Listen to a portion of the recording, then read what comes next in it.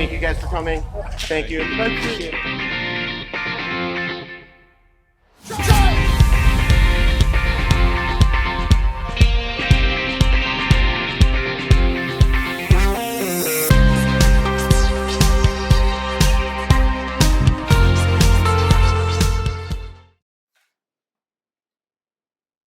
Hi, welcome to Bruin Self Defense Quick Tips. I'm going to talk to you very quickly about the different kind of types of awareness spectrum.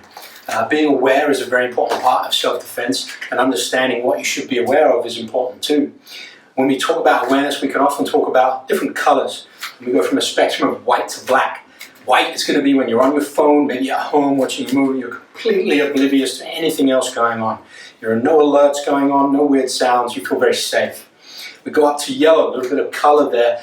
We equate this to like driving in your car. You're aware of other things going on, you're aware of what direction you're going in and where you need to go, and you have that sense of awareness, but there's no real threat or anything.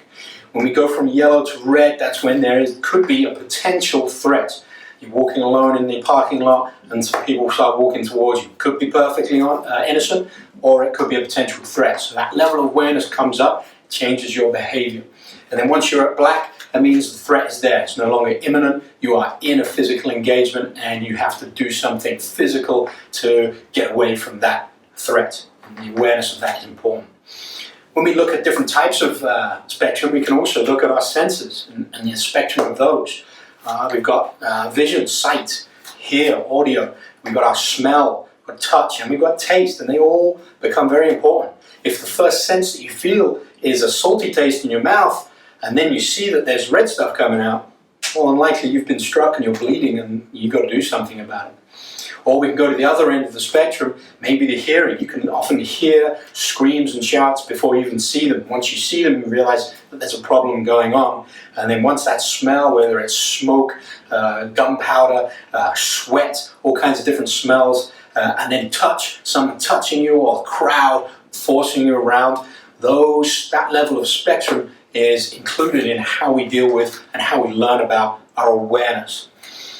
Then we look at a much more global spectrum, and we call it intel or information.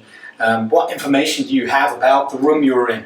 How many people are in there? Who should be there? Why is that person there? He's not usually here, he's dressed kind of funny. What's that going on over there? And that's going to, again, your senses come into there. But then the building as well. Say you're at home and you know that your neighbors are away for a vacation, but you hear a noise next door. You only know that that could be a potential threat because you have the information or the intelligence that they're not there.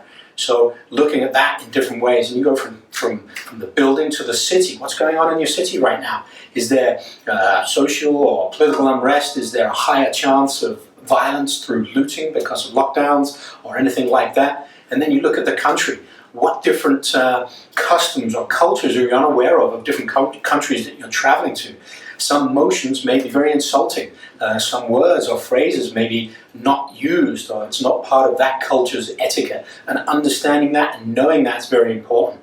Also, whenever you travel, knowing where your police, local law enforcement are, where the fire stations are, where the hospitals are, where your local embassy is. That's all intelligence, and it all becomes a part of this general awareness kind of overview. So take that into consideration, think about it next time you're traveling, or next time you're out, or even in the building while you're at home. And hopefully it will keep you safe. Enjoy your training, Brian.